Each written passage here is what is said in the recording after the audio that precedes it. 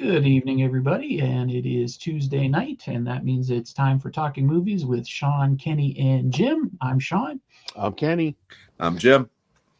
And tonight we are doing a two-topic show. We are going to segue into our final topic by starting with TV actors who jumped to directing feature films, and then we're going to pay particular attention to one that we lost not too long ago, Mr. Rob Reiner, who's probably one of the biggest examples of this type of move. So we're going to pay him particular attention because of, unfortunately, what happened to him and,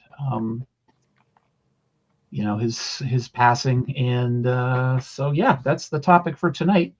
So you've got some of the regulars already in the chat room. Dan, Greg. Hey, guys. How are you? Thank you for being here. And that's it so far. So cool. Hey, Texas is here. Oh, Texas is here. Yay, Texas. All right. All right, now we can start. Yep. And they one don't of party our, until it's a Texas party. That's right.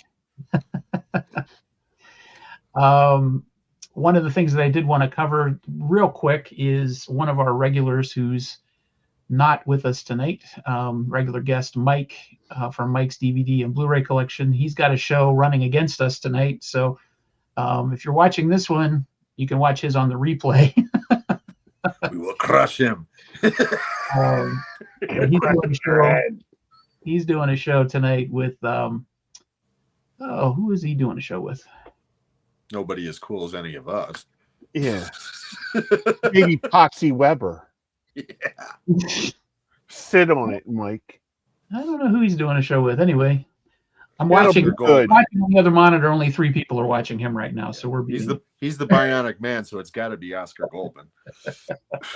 But they're doing I just wanted to call attention to it. One, because he's a good friend. Two, I think the topic is cool. It's thoughts on the deterioration of Turner classic movies.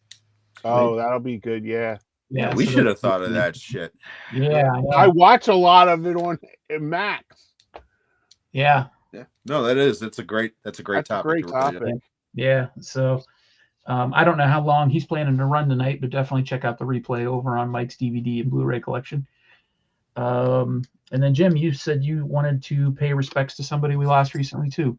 Yeah. Just real quickly, over the weekend, one of my favorite character actors as a kid and as an adult was T.K. Carter, who passed away this past weekend. And just wanted to pay a little bit of respect to him. He was in a lot of memorable movies, comedic, dramatic, and horror. A couple that jump out immediately. I know Kenny was a big fan of Seems Like Old Times and Dr. Detroit. And I was a huge fan of Southern Comfort and especially The Thing. He played Knowles, the cook, in The Thing. So real quick, I just wanted to acknowledge T.K. Carter, rest in peace, gone, never forgotten. Absolutely. Yep. As soon as I saw his face, I went, oh shit, because the name didn't hit me, but I knew exactly who he was as soon as I saw his face. Yeah. And he was just as good. And Seems Like Old Times, okay? You got Chevy Chase and Goldie Hawn and Charles Grodin, but he steals the movie in the third act, drunk as hell while he's cooking dinner and making his chicken pepperoni or whatever the fuck it is. Aurora's chicken pepperoni. Yeah, I haven't seen that movie in 40 years, but I could still picture that scene. Yeah. It's just, that's the type of actor he was. Yeah. So. Yeah, terrible loss. It's unfortunately, as we get older, we're going to have more and more of those, and I'm not looking forward to it. No. So, all right. So let's jump into our topic for tonight, which is TV actors who made the jump to theatrical features. And so I did what I usually do for research. I consult ChatGPT to print out a list in case I forget anybody. And it's funny because I printed the list and it didn't include somebody that I thought should have been on there. And I went, what about, and the name, and ChatGPT goes, oh yeah, of course they should be on the list, and then printed out a big giant long thing of credits. I'm like, why didn't you include it in the first place? So apparently what you have to do is you have to type comprehensive list. Ooh. Then it'll give you everything you want. Yeah, see, I Googled that shit. Yeah. And then I wrote stuff down. Yeah. I did it Chat GPT way because it does all the formatting for me and I just have to print it out. So oh, Mr. Dan has the person who is with Mike tonight, Gino Cuddy. Of course. Okay. Yeah. Thank you. Meant no disrespect to Thanks, Dan. Gino. No. All right. So I guess we'll do these chronologically based on what Chat GPT spit out for me. And the first example was somebody I completely forgot. And I'll kick it off. I don't know if you guys want to just throw stuff out there or just go around, or I just throw names out, or what you want to do. You can throw some names out, and all right. If we come across somebody that's not on the lists or whatever, we can always interject if you want. All right. That works for me. If that works for Kenny. Mm-hmm. All right, cool. Well, the first one it spit out was Clint Eastwood. He's on my list. He's on my list. Rowdy Yates. Yep. Unfortunately, it didn't print all the movies that he directed, but I'll leave that up to you guys to plug in the holes for that. I almost broke out his movie debut as an example, which is Play Misty for me. Mm-hmm. And anyone who doesn't know what that movie is Fatal Attraction 15 years before Fatal Attraction. Right. More or less. Okay. Yep. But that was his movie debut, and he's directed well over 50 movies since. Yeah.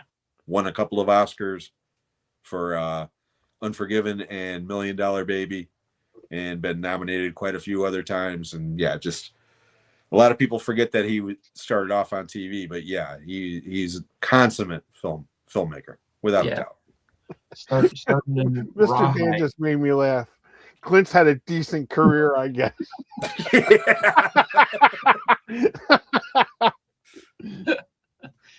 Yeah, he's done all right. Yeah, he's done all right. Great career, horrible taste in women. That's true. That is true.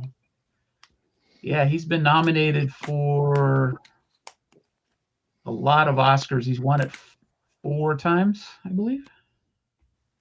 Maybe not Oscars, but he's won. IMDb has him printed out as. Oh no, he won 4 Oscars, but I don't know if they're all for directing or not. Well, he won Best Director for Unforgiven and Best Producer for Best Picture, and the same thing for $1 Million Baby. Okay. Because he produced and directed it, and that one also won Best Picture. Yeah. He's never won an acting Oscar. Let's put it that way. No. And he was also, I believe, he was also nominated for American Sniper, and I believe he was also nominated for Mystic River, but I might be wrong. Yep. And he was nominated for Letters from Iwo Jima. And he won a Irving G. Thalberg Memorial Award in 1995. Yeah, which is a career achievement award that they give to people. And they probably figured that, 30 years ago, he wouldn't be much prolific after that. And it's like, yeah. He's getting up there in age, and he showed them. Yep. Hey, Jen. Still making movies. Yeah. How old is he now? 95. He's pushing 100. He's in his 90s. 1940. So yeah. Yeah, when Clint dies, man, I'm going to wear black for like 2 years. Yeah. That one's going to hit hard. Yeah, it is. Because that dude, he's been part of my life going back to when I was a little monster kid watching the Mr. Dan just threw it out there. That's what I was just going to say. He had a bit part in Revenge of the Creature. That's the first time I saw him. Tarantula. He's one of the soldiers in Tarantula. Oh, is he? Yep. Oh, wow. That's great. If I'm not mistaken, he's the one with the flamethrower. Oh, cool. Yeah. I haven't seen that in forever. Yeah. Mr. When he goes, we're going to end up doing like, a series of tribute episodes for him. One for his acting and another one for his directing. Exactly. I'm just going to say the same thing. You know what I mean? You could do an episode just on his Westerns alone. Yep. And another one just on the Dirty Harry movies alone. You know what I mean? Yep. That's how big Clint Eastwood really is. Yeah, he as a director, I think he's got a really varied filmography in terms of subject matter. I mean, you wouldn't I don't think you could really nail him down on a genre. I'm trying to figure out why this won't list what he's got, but Yeah, I'm trying to think about the movies that he's directed, and he's hit every genre more or less except for like horror and musicals. 40, And 45 films. yeah, Holy that's shit. a lot. Yeah. Holy crap. Yeah, play Misty for me in 1971. He did the first Dirty Harry. Well, Don Siegel let him do some second unit directing, and that's how he got his feet wet. Yep. Yeah, it says director suicide jumper sequence at night. He was uncredited for that. Mm-hmm. Exactly. And then he did a short movie, The Beguiled, the Storyteller, which is probably like a featurette or something for that movie. Mm-hmm. Yeah, because that's a Don Siegel movie too, I believe. Yeah. High Plains Drifter, Breezy. I don't think I've ever heard of Breezy. Yeah, that's William Holden, I believe. Yeah. Damn, dude. And Kay Lenz. Holy shit.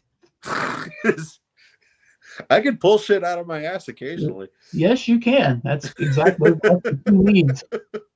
Still got a couple brain cells up here. Yeah, I wish I still had some.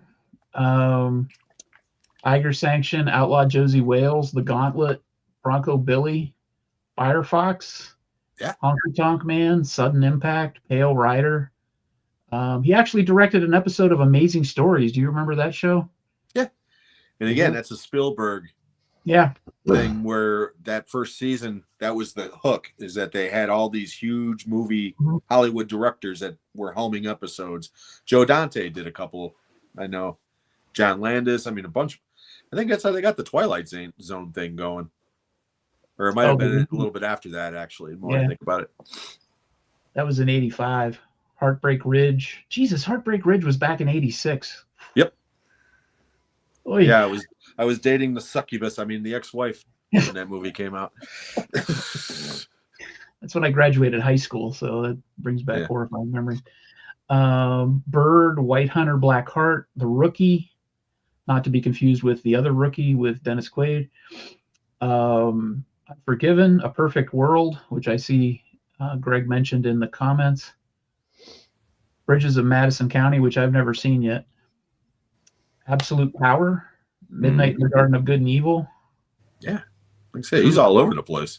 Yeah, he directed a music video for Diana Krall. Why Should I Care? Don't know that. It's probably something on the soundtrack of one of his movies. Yeah, I would guess. Because he plays piano and he's really into jazz. I mean, he actually sings a song on one of his movies. I think Cry Macho or The Mule or something during the credits. No shit. Yeah, the first time I heard it, I was like, is that fucking Clint singing? And then I was like, holy shit, it is. Yep, you're totally right. Oh, wow. I was just amazed because I completely forgot that Clint Eastwood was an actor before he was a director, or a TV actor, I should say. Yeah. Obviously, I knew he was an actor. Yeah.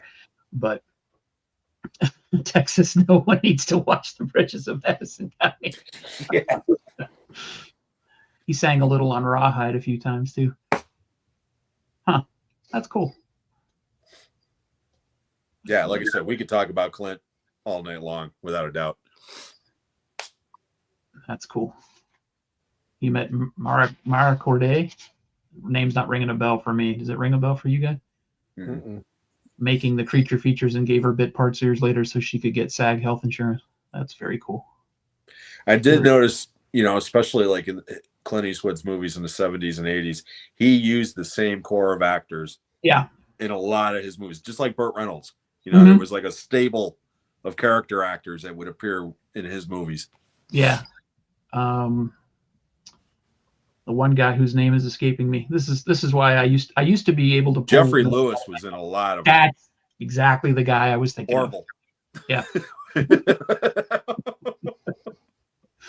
Yep. That's exactly the guy I was thinking of. Hey, Larry. Hey, Larry. Hey, what's up, Larry? All right. So Clint Eastwood, he'd be all right for himself. He's all right. And next up, this is broken down. The way it broke it down is classic and early television from the 50s to the 70s, and then 70s to the 90s, and then 80s and 2000s. Yeah, there's going to be a lot of shit that we probably never heard of. You could skip around too if you want. Yeah, some of these I've heard of most of these people, but they haven't directed a lot. Yeah. The next guy, he's also had sort of a decent career, Ron Howard. Yeah, he was the first one I wrote down, actually. Yeah, it's the first one that came to my mind other than Rob Reiner. The two of them, it's weird how closely their careers connect.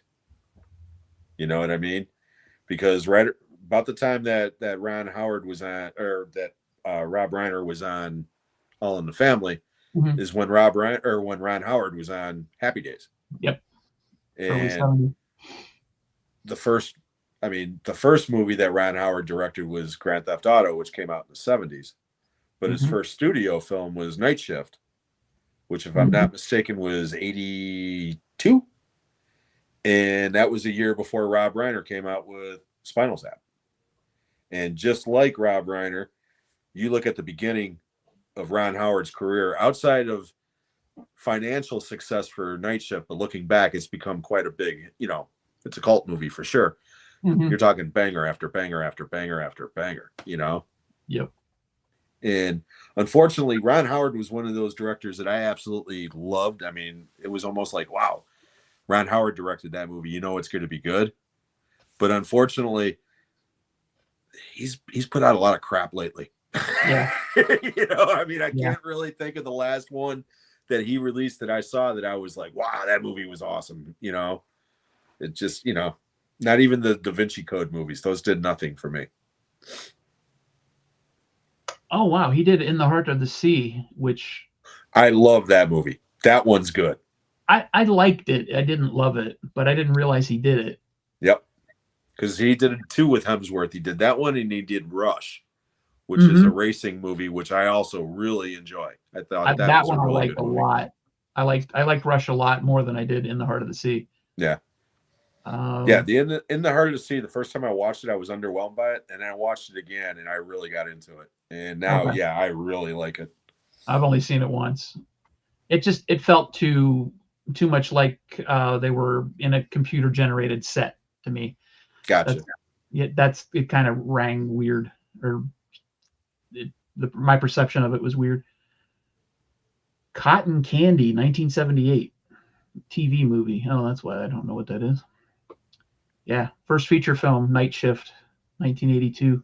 Well, Splash. Grand Theft Auto was actually his first one.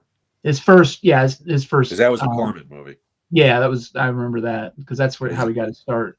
Well, he made a deal with Roger Corman that if he appeared in Eat My Dust as an actor, then he could direct a movie, and that's what he did. And Grand Theft Auto is better than Eat My Dust, although they're very similar. I think, I may be wrong, I just picked up a Blu-ray of one of those two. It was a double feature with Great Texas Dynamite Chase. It was a Shout Factory one. It's probably Eat My Dust. Okay. Yeah. But I could be wrong. So yeah, I'm thinking it is, but yeah, I saw them both at the drive-in when I was a kid. Oh, did you? Yeah, I saw a lot of Corman movies at the drive-in when I was a kid. Man, he's done music videos too. Michael Sembello, Gravity. But he hit his sweet spot in the late 80s, early 90s. Yeah. With he had a good run.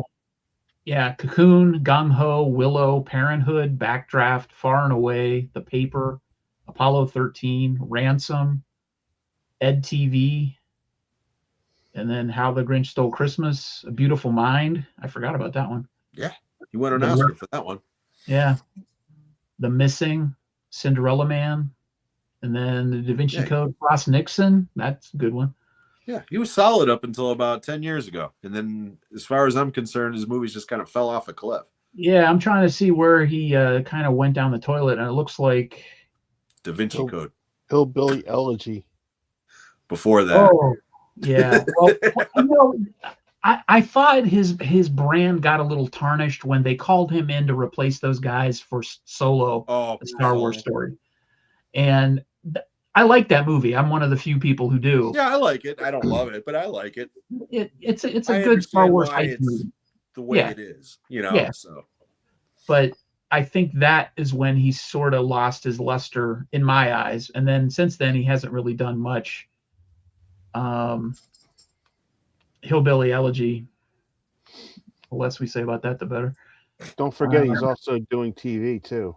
Yeah, he did that 13 Lives movie about those.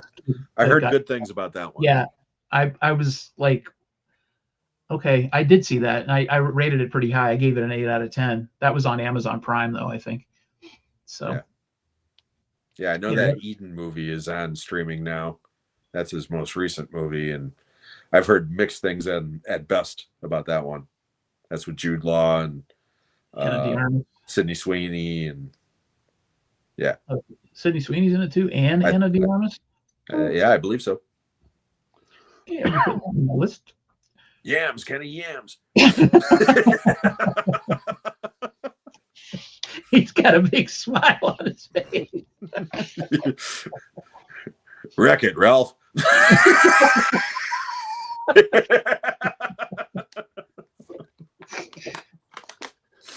Oh yeah. Everybody chiming in. Happy Days, of course. But did he ever direct any episodes of Happy Days? I don't know, to be honest. Let's go take a look. I don't say think he did. yeah. I would say yeah too, but it doesn't look like he did. Yeah, as far as I know, Corman gave him his first shot at directing. Yeah, outside of his own home movie type shit, Right. Yeah, the stuff he made. Yeah, he didn't do any Happy Days episodes. Yeah, which surprises me. Yeah, me too. Yeah, Henry Winkler did. He did? As far as I know. Yeah. Okay. Interesting. Cool. Yeah, I figured he would have too, Larry. All right. I think the most recent movie that I've seen of Ron Howard is 13 Lives. I saw Hillbilly Elegy, unfortunately. But yeah, he did Pavarotti, Rebuilding Paradise. Oh, I did see that. That's a good one. That's a documentary about the wildfires in California in 2018. Oh, okay. That's a really good movie, actually. Genius is a TV series that he directed one episode. And then, yeah, the Angels and Demons, Da Vinci Code movies. And Heidi Montag says no to plastic in 2010. That's probably my favorite. Well, if Heidi says so, that's good enough for me.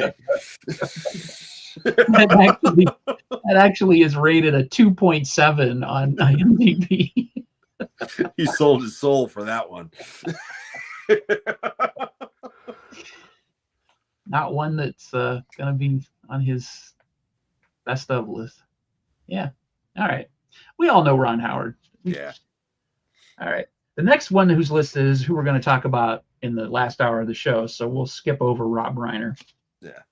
For this point, but sort of linked up with Ron Howard and Rob Reiner is Penny Marshall. Yes. Who's also on my list. Yes. And I was surprised by the number of movies that she directed that I didn't even realize.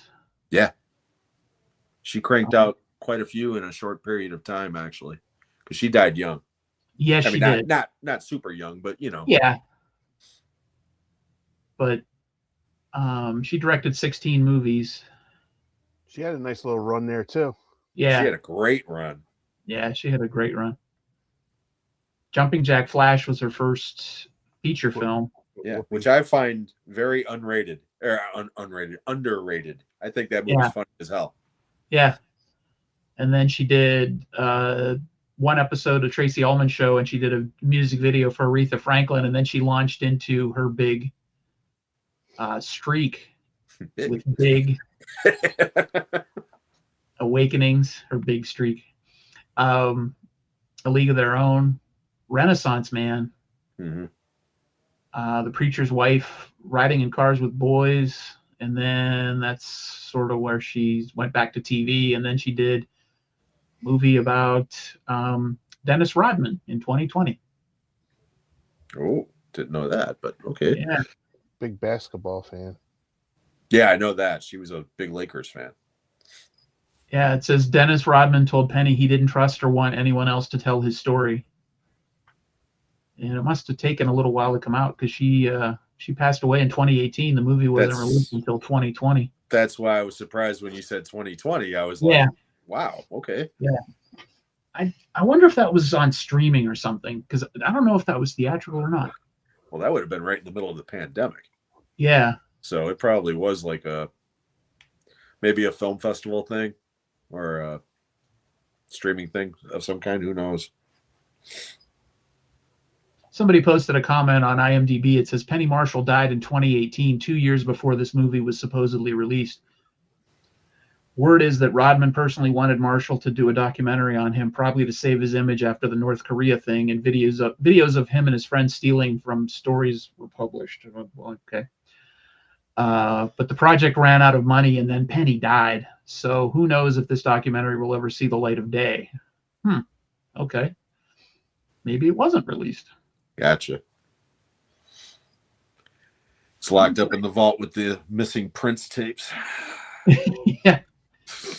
Yeah, that's weird. There's a poster. It's called it says it's called Rodman Rebound, but on IMDb it's just listed as Rodman. So interesting. Sold for foreign sales or marketed for foreign sales, probably. Yeah. And then it just never happened. Interesting.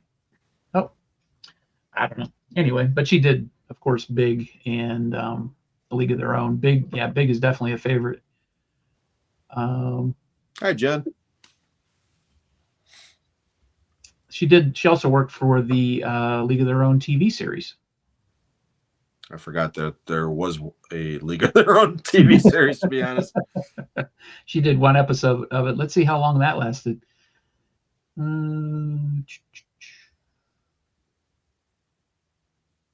Apparently 6 episodes. Woohoo! That's probably why I didn't know it existed. But it did get nominated for costume design in the Emmys. So one episode. Oh, the things you'll learn on our show. Oh well. All right, next up. Unless there's anything else you wanted to mention about Penny Marshall. No, other than she, like we said earlier, she had a great run. Yeah. What's your guys' favorite movie of hers? Big.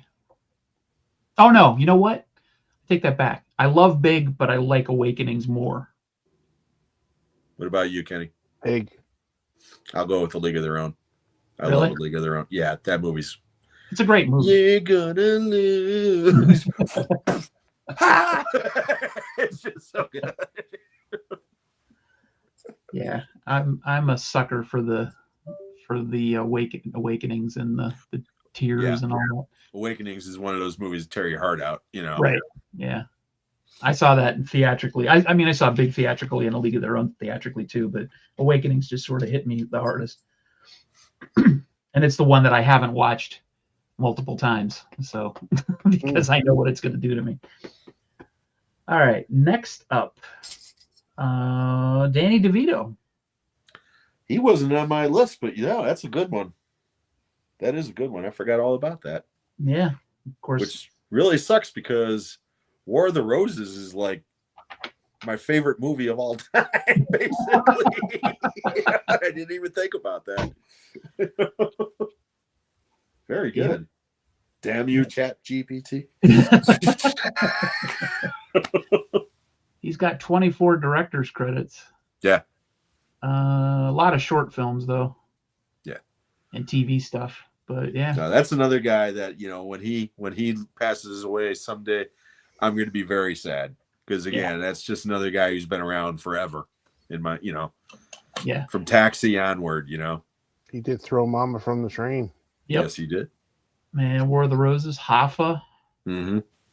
And Duplex He is did so an episode funny. of Amazing Stories. What'd you say, Kenny? Duplex is so funny with Ben Stiller and Drew Barrymore. Oh yeah, I remember that. Didn't Dude, he direct? Well, I'm sorry, Kenny. Go ahead. No, I was like, do yourself a favor and just sit and watch that because it is funny. It is really funny. Didn't he direct Death the Smoochie? Yep. Yep. Yeah. Yep. Matilda. Matilda. He had a nice little run too. Yeah, I was going to say from 87 to 2002, everything he directed was pretty consistent. 3 episodes of Taxi. Wow. Yeah. And he did some TV movies, The Ratings Game, and Queen Bee. Alrighty then. Bee, the girl that used to have it all, now realizes her perception of herself is not really accurate. And that had Alicia Silverstone in it, Jennifer Carpenter. And that's about it as far as I recognize. And Danny DeVito, but he played himself. So that's cheating. Yeah, that's cheating. I'm really surprised he hasn't done any Philadelphia ones. The TV show. He hasn't directed any of them. As long as they've been on. Yeah. Yeah. That's a show that I always wanted to watch and I just never have. I've seen it here and there, but I've never watched it, consistently. I did see the Glory Hole episode, which was one of the funniest goddamn things I've ever seen in my life.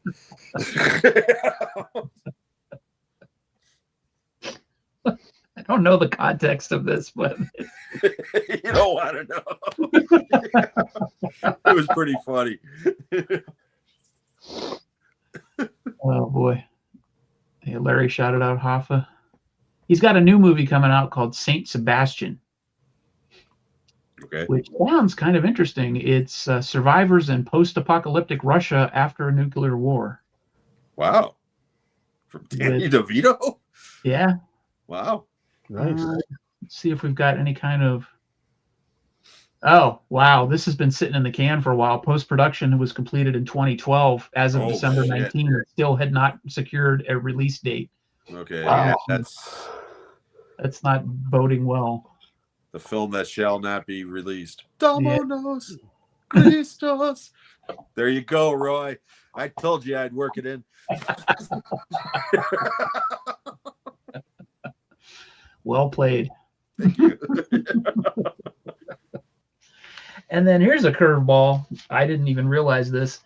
The next one on the list is Charles Laughton, who did a bunch of live TV dramas in the 50s, didn't get specific, but he directed Night of the Hunter. I know he directed Night of the Hunter, but Yeah. I didn't realize he was a TV guy. Yeah. So that's cool. Yeah. No, that wasn't on my list.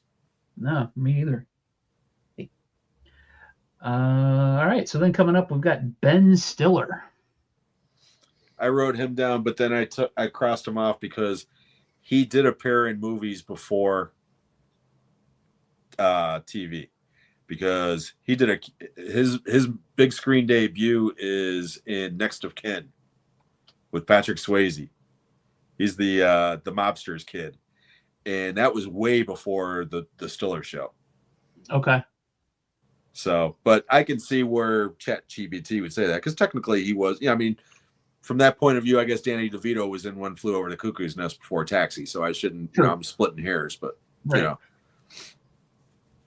But no, Ben Stiller, absolutely. Yeah.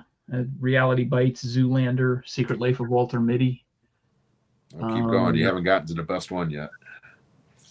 Well, that's what ChatGPT gave me. I'm looking on IMDb here. Tropic Thunder. Oh, yeah. It's like, one of the greatest comedies ever, in my opinion. I know Kenny's not a fan, but I fucking love that movie. He did The Cable Guy, too, which kind of got him in some... hot water. Yeah, I don't want to say hot water because he didn't get in trouble for it or anything, but he took some heat for it because it wasn't well received. Because people were expecting another Ace Ventura movie, right? And at the time, Jim Carrey got such a huge paycheck for it that they were just expecting that, and that's not what that movie is. Right.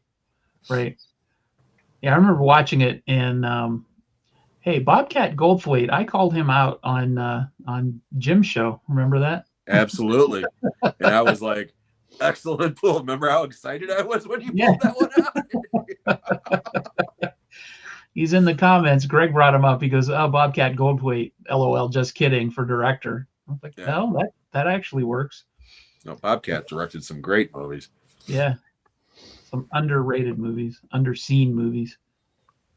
And I haven't seen the one he's probably most famous for directing, Shakes the Clown. I haven't seen that one. It's an acquired taste like the rest of his movies, but I'm I sure. enjoy it. Yeah, I haven't seen that one, but I've seen Willow Creek and what is it? Is it Greatest American Dad? World's Greatest Dad. Greatest Dad. Yeah. Okay. Yeah. And God Save America, I think was his. He did that one too, didn't he? Yeah. God Bless America. Or Yeah. God Bless America. Yeah. Yeah. I love that movie. Yeah. That was a Dollar Tree favorite. Yeah, he's got a bunch of directing credits, but a lot of TV stuff and a lot of shorts. Zoolander 2 was his last comedy, and then he did the Stiller and Mira Nothing Is Lost documentary, which I did not see. Yeah, but Kenny I've heard did. good things about it. Beautiful. Yeah, I was gonna say Kenny was raving about that one. Yeah. And I can't imagine why he directed that, but you know.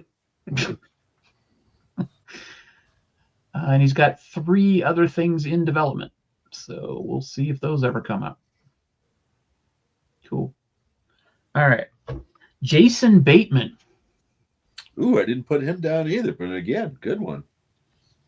Now I know he's very famous for directing stuff for TV. Bad Words. Yeah, that movie is hilarious. Yes, I own it. I love it. Yeah, I love that movie. Catherine Hahn's great in that movie. Yeah. Let's see. He also did a movie called The Family Fang. I've heard of it. I've never seen it. That has himself and Nicole Kidman and Catherine Hahn. Mm-hmm. Who else is in that? Christopher Walken. Interesting. I haven't seen that one. That one, let's see, TV. Yeah, that was actually the movie he directed right after Bad Words, and then everything else he's done has been in TV. Yeah. But he's doing a movie called The Pinkerton, which is about the Pinkertons detective agency back in 1850. I was going to say, that's got to be a Western if it's about the Pinkertons. Yeah, and they became famous by claiming that he had thwarted a plot to assassinate Abraham Lincoln, who later retained his services during the Civil War. That is, when is that coming out? No idea. Doesn't even have a cast for that one yet. It's written by Daniel Casey, directed by Jason Bateman. So it's in pre-production. Cool. That's why it doesn't have a release date.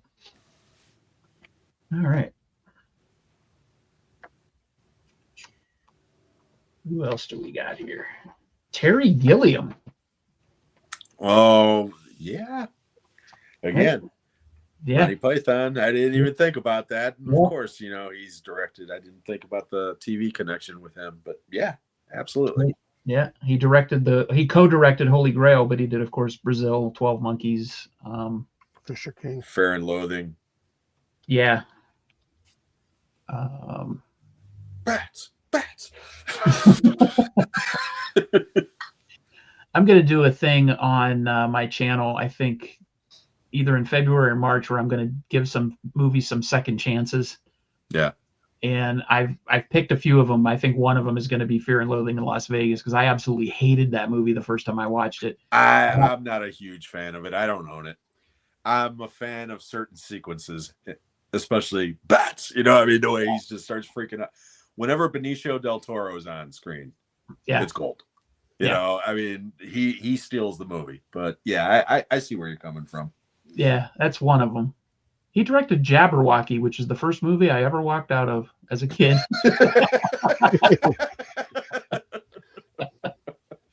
Yeah, that movie's pretty bad. Yep. Time Bandits. Fisher King. Love it. Yep. The 12 Monkeys Imaginary. is my favorite, though. I love Yeah, 12 Monkeys. I would say the Fisher King is my favorite of his. What about you, Kenny? You a fan of any Terry Gilliam's films? Not really. He's kind of weird for me. His movies are weird. I'll give you that. Yeah. I did enjoy Fisher King because I like the acting in Fisher King. Mm-hmm. Yeah. Rob Williams is great in that movie. Yeah. That's probably. I would say that's probably maybe his most mainstreamish movie. Maybe. It got a lot of Oscar love because Mercedes Rule got an Mercedes Oscar Rule won, and the screenplay won too. Yeah, because it is a little more mainstream than 12 Monkeys, I would think. Because 12 Monkeys was definitely his biggest success. Well, right. Time Bandits was kind of a hit too at the time. Yeah, it was a big movie. But Time Bandits, even back then, was weird. Yeah, I mean, I love Time Bandits, but it's a weird movie. It is, and Brazil is weird. Brazil is still a movie that I haven't really warmed up to. Really? It's one of those movies that I respect more than I like. You know what I mean? The only thing I remember about Brazil is Katherine Hellman stretching out her face. That's all. I mean, I remember seeing Siskel and Ebert review that, and I just remember that, and it's just then the box on the VHS had that guy all in blue and yellow on the front cover, mm-hmm. And it was just the fuck's this? You know? It's a bizarre movie. It's one that I should probably watch again. You're talking about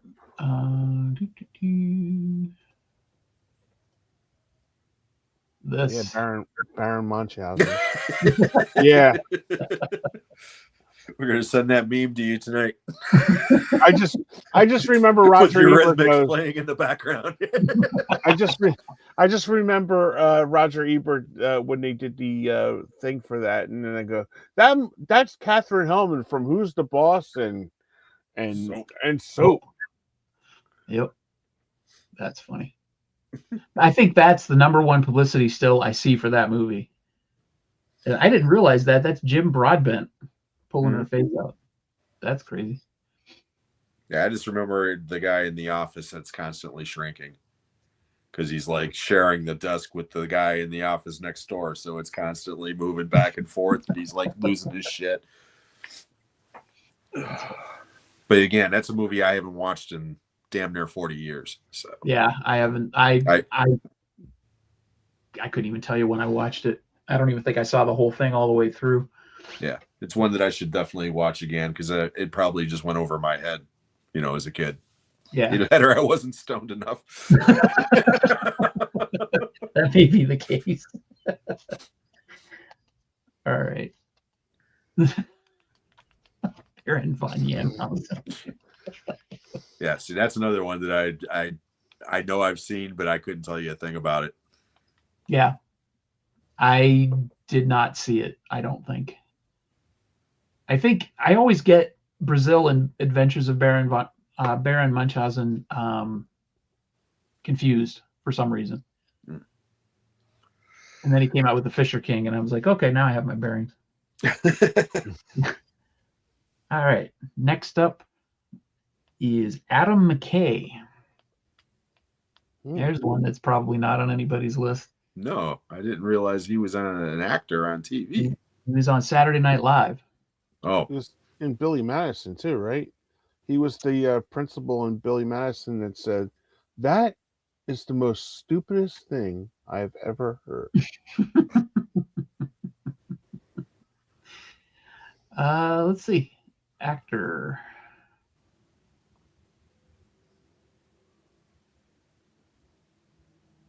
Yeah, he I think this one's kind of pushing the line because he was on 15 episodes of Saturday Night Live, but usually as a background person. So, okay. Yeah, that's what I said. He was like a writer more than a performer, as far as I know. Yeah, he was a performer occasionally, but yeah. See, that's what she said. ChatGPT included him, but left out Penny Marshall the first time I read that. Right. AI. It's the future. But yeah, he did Anchorman, Talladega Nights, Step Brothers, the other guys. Lots and lots of stuff. Step Brothers, Man Without Glasses. Alrighty. Those are the ones he acted in. But yeah, he was also he also directed those two, Step Brothers, Anchorman 2, the Big Short, which I think is probably his best movie. Although Vice is pretty good.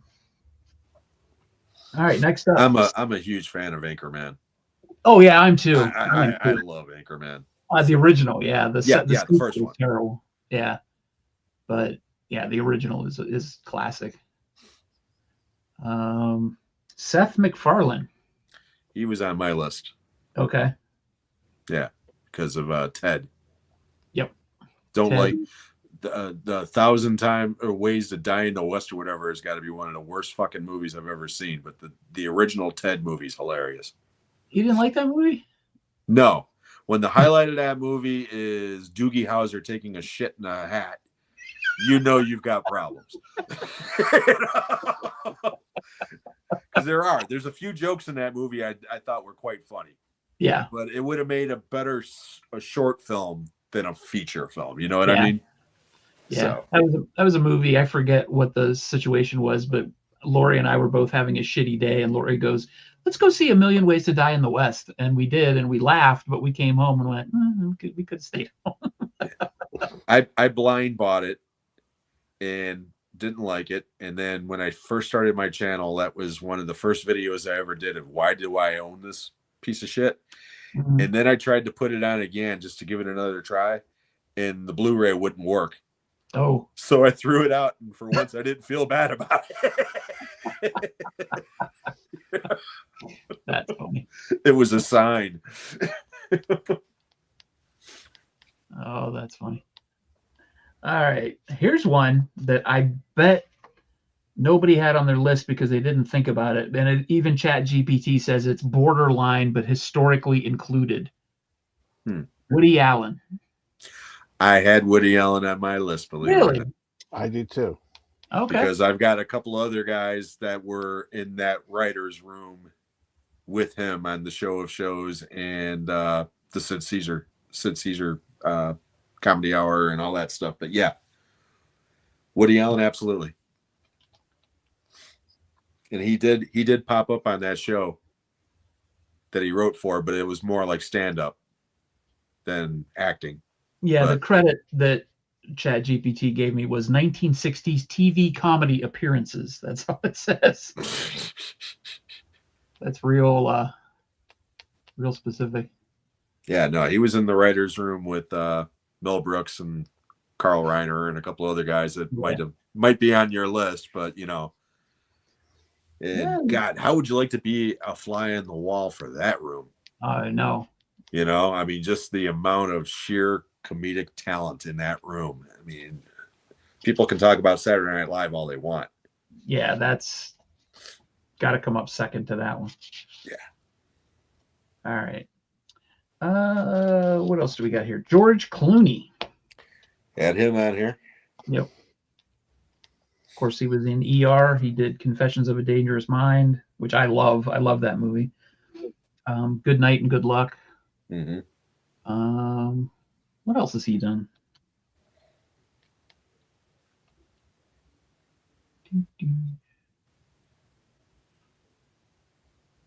He's won 2 Oscars. Yeah, but one was for writing or acting for Sariana, and the other one was probably for producing. I'm trying to think what movie he produced that won Best Picture. Argo. Was he a producer on that? Yep. Well, since you mentioned Argo, Ben Affleck is on my list. Yep. As is Bradley Cooper from Alias. Oh, wow. There you go. Because they were both on Alias. That's a good one. What did he direct? Who, Bradley Cooper? Yeah. I can't think off the top of my head. Stars Born? Oh, he did that. Yeah, that's right. Duh.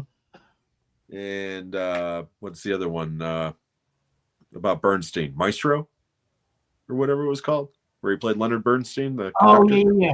That was because he was up for a bunch of Oscars for both of them. Yeah. Bradley Cooper. He's definitely not on the list that I got, but let's see. Oh, he's got a new movie out right now. That is This Thing On? Yeah, the stand-up one. Yeah. With him and Will Arnett. Yeah, Star is Born, Maestro, and Is This Thing On? Good pick. I completely forgot about it. I didn't really know that he was on TV because I didn't watch Alias. So I never watched Alias, but I knew that. I didn't know Ben Affleck was on Alias, but I knew Bradley Cooper was. Okay. Because him and Jennifer Garner have been friends forever. And that's how she got her start, was on that show. So. And then Ben Affleck ruined her career. That's what he does. Lion face, roar! Lemon face. Those who know. Okay. Denzel Washington. I got him on the list as well. All right. I remember him from St. Elsewhere. He was my favorite part of St. Elsewhere. I used to watch that as a kid. Him and Ed Begley. Flounder. Yeah. Howie Mandel with hair. Yeah. And serious. Yes. Serious. I always thought he could have been a good serious actor because he was good on St. Elsewhere. Mm-hmm. Most comedians can be good serious actors when they try. I mean, look at Robin Williams was a trained actor, so. Steve Martin. Look at Eddie Murphy. Eddie Murphy. Yeah. Steve Martin, absolutely. And as crazy as it is to say, Adam Sandler. Yep. Jury's out on that puppy. I know. I watched Jay Kelly and I didn't hate it as much as you did. I didn't say I hated it. Well, his I just didn't like it that much. Yeah. I respect it. I think the performances were good in it and this and that. It just didn't work for me. Yeah. All I kept thinking about the whole time I was watching it was you talking about every time he says call somebody puppy. Yeah, I just wanted to reach into the screen and slap the shit out of him. Yeah. That was on my mind. Sorry. I didn't mean to take away from your experience. Every time he said it, your face flashed into my head going, shut up. I'm truly sorry now. All right. Here's one that you might have it on your list. I am not familiar with this guy because I did not watch the show, and I stapled right through his first name. So, Tom McCarthy. Yes, he was on Boston Legal, or not Boston Legal, the high school show, Boston Public. Thank you. He was one of the teachers on it, and then he directed Spotlight. Yep, and The Station Agent. Oh, I forgot about The Station Agent, but yeah. He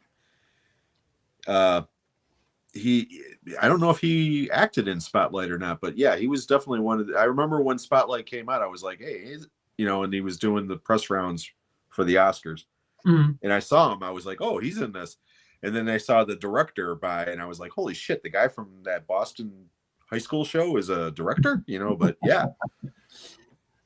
Let's see, with Jerry Ryan and Joey McIntyre from New Kids. And Chi McBride or whatever his name is. Yeah, Chi McBride. Yeah. Yeah, Jerry Ryan was the main reason why I started watching it because I was a Voyager guy. 7 of 9, 7 of 9 was pretty damn hot. Oh, yeah. For a Borg chick. Cute for a Borg. You can assimilate me, baby. Resistance is futile.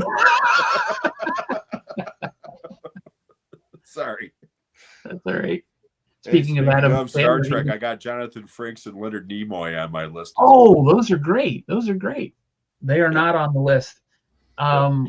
We're coming up on 8:00, but I'll throw out some of the other ones here. Lawrence Fishburne, he directed one movie.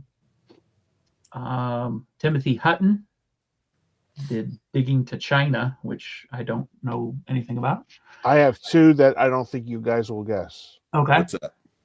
Harold Ramis, Oh, No, I did not have him on. Caddyshack. Oh, Well, yeah. no, I know Groundhog Day. that he I know what he directed. directed. I What didn't think was of he him as a on? TV guy. He was on SCTV. Oh, okay. I Oh. don't remember him on there. That's but right. I'm sure he was. Yeah. Yeah, he was part of Second City, big time. Yeah. Okay, who else you got, Kenny? Jodie Foster. TV. Yep. Jody. Multiple TV series and movies as a child. And Yep. Of course, Home for the Holidays, Little Man Tate. I got one for Kenny. Okay. What's your favorite Schwarzenegger film? Running Man. Do you know who directed that? Yeah. Paul Michael Glaser, from a.k.a. Starsky from Starsky and Hutch. Nice. He's on my list. He also did the Cutting Edge, the hockey movie, or figure skating movie. Yeah. With D.B. Sweeney. Yeah. And the other one I had was Paul Newman. What TV did he do? I'm honestly not familiar. He did. He was probably on that Playhouse 54 or whatever that show was way back in the 50s. Yeah. I was thinking the same thing. Yeah. I wrote it down and I can't. Yep. Great performances. Okay. I got a couple more. Okay. How about Alan Alda? Oh, yeah. That's Very a great good. one. Four Seasons, Sweet Liberty, a bunch of movies he directed. Here's a deep one for you. Carl Franklin, who directed One False Move and a couple other movies. He was on Good Times as the boyfriend of the oldest daughter. He was a reoccurring character on Good Times. Wow. Wow. That's deep right You there. like that one? Wow. How about another one? Jordan Peele from Key and Peele. Yep. That was on my list. Some other ones on the list. John Krasinski. Yep. He was on mine. Idris Elba. No, he was not on mine, but that's a good one. Yep. Regina King. Yep. From the Boondocks. You ever watch the Boondocks? I've heard of it, but I've never watched it. Do yourself a favor.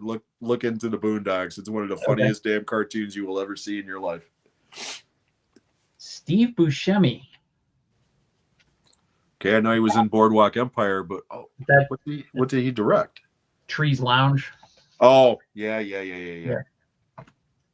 And then we already mentioned Jodie Foster and Ben Affleck. So that's everybody on my list. Elizabeth Banks. Oh, shit. Really? What'd she direct?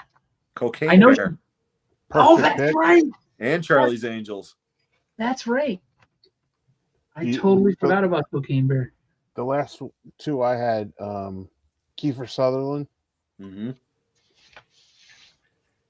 And Albert Brooks. Mm-hmm. Oh, wow. Yeah. I also have Billy Crystal. Yep. And I was thinking about this today with the Billy Crystal, okay? Because people think about TV with Billy Crystal, they immediately think of Saturday Night Live, okay? Mm-hmm. But no. So Jody. He was the first gay man. Okay. Yep. But I don't know, and a lot of people remember that, okay, that he was the first gay man on a national TV show. Okay. Yep. Primetime TV show. Thank you. He was also the first pregnant man in a movie years before. Oh, yeah. Rabbit Test. Rabbit Test. Yep. A lot of people completely don't even know that movie exists. Yep. Directed by Joan Rivers. Here's one for you guys, too. Christopher Guest. He was next on my list after Billy. Oh, Crystal. was he? Oh, okay. Yep. Good one. Absolutely. Very good one. Yep. Awesome. Great picks. All right. It's 8:00. And guess what time it is? Rob Reiner time. Yeah. Time to get sad. Yeah. I wasn't planning to take it sad, but if you want to, Yeah.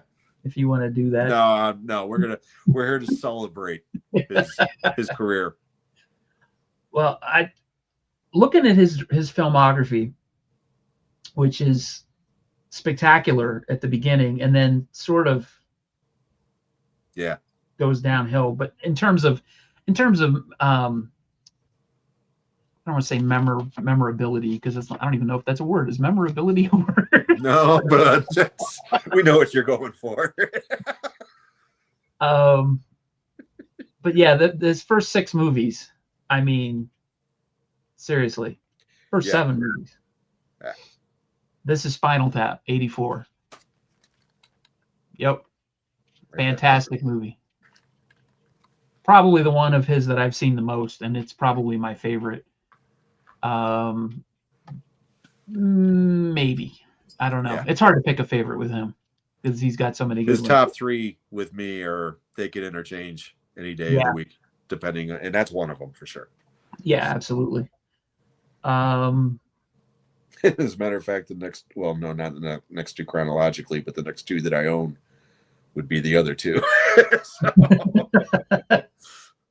Yeah, the next one is The Sure Thing, which I completely forgot he directed. Yeah, no, that's a great movie. Yeah. And a lot of people at the time actually thought that was his big break because Spinal Tap was not a hit. Right. It was a very small independent release. Whereas The Sure Thing, even though it was also from Embassy, I believe, it was a much bigger release. It was a national release. Yeah, so. yeah. And it's a good movie. Oh yeah. I remember seeing The Sure Thing way before I saw This Is Spinal Tap. I didn't see This Is Spinal Tap till it came out on video and had been out for quite a while. Mm-hmm. And then it was probably late 85 maybe that I saw it for the first time. And then me and my friends, we watched it over and over and over again because we were huge heavy metal kids. So we just watched it over and over because it was so friggin' hilarious. And then 1986, Stand By Me. Yep. I knew you'd have that one. I got that one too. Yeah. Can you say perfect? Yeah. Because it is. It is. This one and the one coming up next are both perfect, in my opinion. 1987. I mean, this is an incredible run. The Princess Bride. Oh, you got the Criterion. Nice. Yes, I do. Nice little storybook edition. As you wish. It's just that's cool. This one has slowly become my favorite. Yeah. For years, it was either Spinal Tap or Stand By Me. But as I've gotten older and became a grandfather, this is the one. I could see that. 89, When Harry Met Sally. Nope, don't own that one. Favorite. That's your favorite, Kenny? Yeah. Yeah? Yeah. I just rewatched it again. I like how he has the interviews with the couples that have been married for like 40 and 50 years throughout the picture. And I like those kind of movies because it feels like it's not even scripted. It just feels like something that you would just talk about. Like when they're talking in the car and he's eating the grapes, you can see that happening.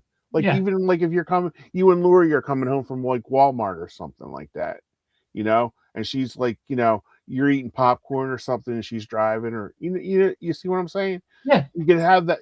I think people have that conversation, and it just felt like I didn't feel like I was watching a movie. I felt like I was watching like a videotape of somebody's like living room, like having a real conversation with people. Yeah. Slice of life type stuff. Yeah. I can totally get that. I watched that movie in a theater that was packed. And that's one of my favorite theatrical experiences, is watching that movie. And the funny thing is, I don't remember the particular scenes that made an impact. It was just the fact that I think the entire audience was dialed in. And the one, of course, the big orgasm scene. Yeah. That brought the house down. I mean, that place was roaring. And You know what else got the funniest laugh when I seen it in the movies? When Carrie Fisher pulls out the file of facts looking for guys, single guys, at the table, yeah, and that got a roar because there was like a lady, like there had to be like about 8 or 10 ladies like beside me and my friend that went to see it, and she goes, do you ever do that? You know, and I'm like, no, because I'm a guy. I don't pull out a file of facts, but but it was just like so, like that's another, a thing of the '80s too, where people would have file of faxes. Now, where instead they would just grab their phone and go, oh, I think you should call, Helen or somebody up. You know what I mean? But just the way she was all ready with the file of facts, she sat it down. She goes, oh, how about Harry Burns? Like that. So I thought it was pretty funny. Yeah, that was a great experience. I remember, you know what I'm not going to diss the film by saying this, but I remember the trailers that were on that movie because of the reaction they got. It was just crazy. That was Indiana Jones and the Last Crusade. Yeah. And it was a Star Trek film. I want to say it was the fourth one. That'd be the Voyage Home. Final Frontier. Final Frontier? Is yeah, that the shitty Shatner one. Okay. Yeah, that's right. It was that one. Yeah. Yeah, because that's 89. Yeah. Yep. Shitty Shatner. Shitty Shatner. See, I didn't bring him up like I brought up Frakes and Nimoy. They directed good movies. Yeah. We'll also bring Nimoy and Shatner up on embarrassing records that they put out. Was Nimoy did The Hobbit? What was it? Was it the Tale of Bilbo Baggins? I think it is. And you got fucking Rocket Man. Shatner doing Rocket Man, which is picture yourself, Lucy in the Sky. Oh yeah, Lucy in the Sky with Diamonds. Oh God. Then we move into the 90s. Again, the run continues. 1989 to 1990. Misery. Yep. Oh, you got the Shout Factory one or Screen Factory one? Yes, sir. Yeah. Right Nice. there. Awesome. Yeah. I have the poster for that. Yeah. No, it's again with this and Stand By Me, Rob Reiner is in very exclusive company with batting 1,000 when it comes to multiple Stephen King adaptations. Mm-hmm. He's right there with Darabont and Flanagan, yep. in my opinion. Yep. Yeah. Hi, Ken. Hey, Ken. Rob Reiner probably had the greatest run of successful films from 86 to 92 with Stand By Me, Princess Bride, When Harry Met Sally, Misery, and A Few Good Men in 92. Right there. And again, I know a lot of people, are hit and miss on this movie.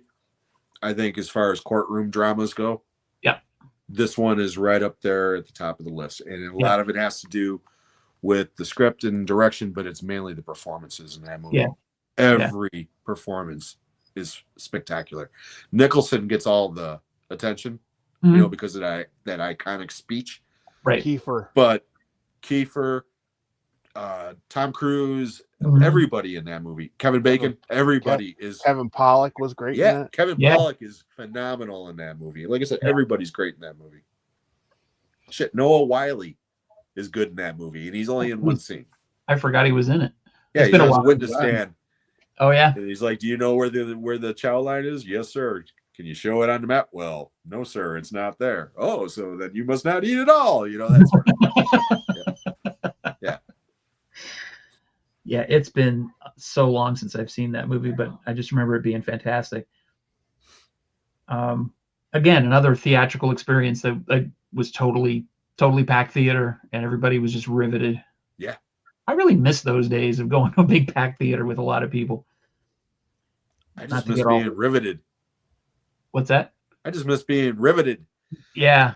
There was a couple of movies this year that did that to me. We did our recap, last time around, but by and large, there's a difference between saying, yeah, that movie was really good to saying, holy shit, man, when I got out of that movie, I couldn't breathe because it was an experience, that sort of thing.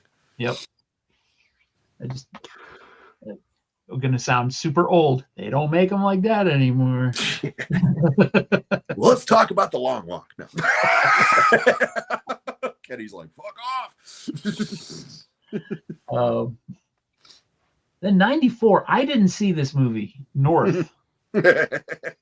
You know who did? Roger Ebert. Oh. Because it's the most famous review that he ever gave. And it simply says, I hated that movie. Period. End of story. That was it. And it's without a doubt the first bomb in his career, and it is a bad movie. It just is. It's a bad movie. And it's got a fantastic cast. And nobody's good at it. Nobody is good at it. It's just a bad movie. Now Kenny's going to say, I liked it. No, I didn't care for it either. Okay, good. I'm waiting for the next movie because the next movie is my second favorite movie of his. I just looked up North on RogerEbert.com, and he must have expanded his on the website. He must have expanded his review, but the end of it, the end of the review says North is a bad film, one of the worst movies ever made, but it is not by a bad filmmaker and must represent some sort of lapse from which Reiner will recover, possibly sooner than I will. Yeah, no, that movie's bad. Yeah, okay, so Kenny, next movie is? The American President. Yep.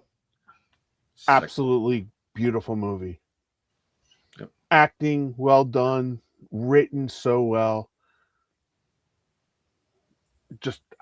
And it led to The West Wing. Yeah, Aaron Sorkin. Yep. They reteamed after A Few Good Men. Mm-hmm. And yeah, I don't know that one, but that one is. It's a great movie. It really is. Acting is so good in that.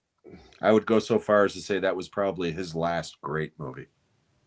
There's a couple others coming up that I liked, but that's probably the last one that he made that I was like, wow, what a great movie. Yeah.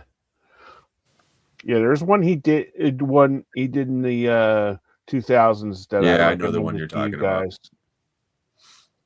But yeah, that was probably like the last good, and these IMDb ratings are like absolute shit. Misery, he gave it a 7.8. Few Good Men, 7.7. I don't agree with those ratings for them. I mean, they're high 8, early 9s. Don't you think? Well, I think, but again, a lot of people don't. So yeah, no. And the IMDb, you know how many people are on there? Oh, people that haven't even seen the movie and are like, "Oh, this movie's a piece of shit." They go on those troll hunts. They try to bomb a movie's reviews just because they don't like the politics of whoever directed it or whoever's in it or what the story is. I kind of forget about that kind of. I tend to look more at the Rotten Tomato critical rating. Yeah, as far as that goes. Yep. All right. 1996, The Ghosts of Mississippi. Good movie. Yeah, it is a good movie. I haven't seen it in years, but I do remember I liked it at the time. I remember seeing it, but I don't remember much about it, unfortunately, which is a recurring theme with me, so I apologize. And then 1999, The Story of Us, which rings a bell, but I can't remember who was in that. It's bad. Michelle Pfeiffer and Bruce Willis. Bruce Willis. Oh, yeah. Okay. The couple that fight for an hour and a half. Okay. Why should we stay together? I agree. The tagline of that movie is, "Can a marriage survive 15 years of marriage?" Yeah. Okay. Well, I'll pass on that one. Yeah, no, like I said, I mean, he's like Ron Howard. He started off out the gate, although Ron Howard's was a little more, longer. Right. But as his career went on, for whatever reason, I don't know if it was because he wasn't getting the same offers or maybe I think with Rob Reiner a lot, as we go on, we'll see that I think his politics changed, Mhm. and he became more political. Yep. And I think a lot of that had to do with his output. Not all of it, but a lot of it from that point on. And hey, I respect him for that. Yep. You know, so whatever. He could have easily have kept on making movies like, you know, Princess Bride or A Few Good Men for the rest of his career, and he didn't do that. Yep. Yet there also, guys, remember about this time he was raising kids. Yeah. Yeah, that's true. You know, so which I was going to mention when we were talking about When Harry Met Sally. Originally, that had a different ending. Mhm. They were not going to end up together. Mhm. But then he met Michelle, who became his wife, who unfortunately was killed with him while they were filming that movie because she was a still photographer on the set. And fell in love with her and was so happy that he changed the ending of that movie. So that's, you know, like I said, that's life imitating art right there. You know, it's great. Two people that work together that were friends and suddenly they're together, you know, so. Yeah. I'm just confused because one movie is showing up in his filmography from on IMDb that is not showing up on ChatGPT. So I'm making sure we're not missing anything else.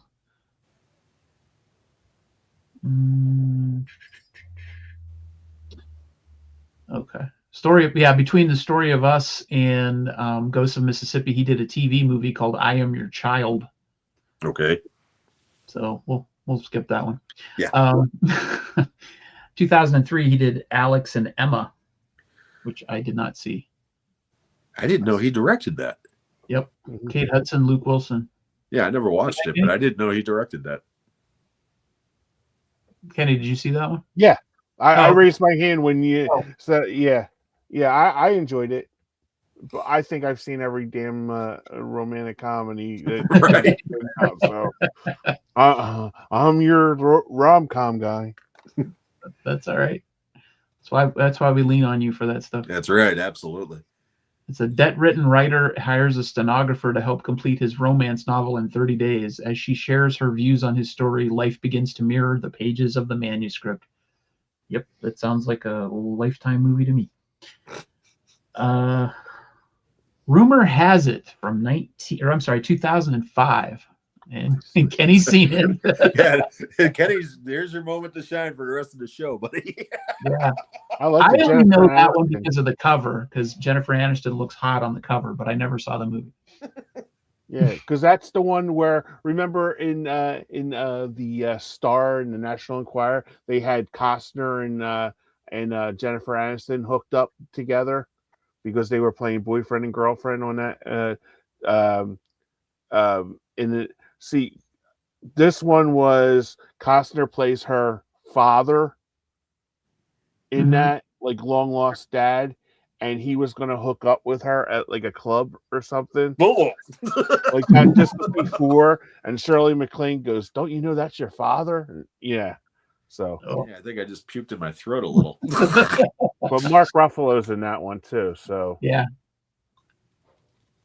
Sarah Huttinger is a woman who learns that her family was the inspiration for the book and film The Graduate, and that she might just be the offspring of the well-documented event.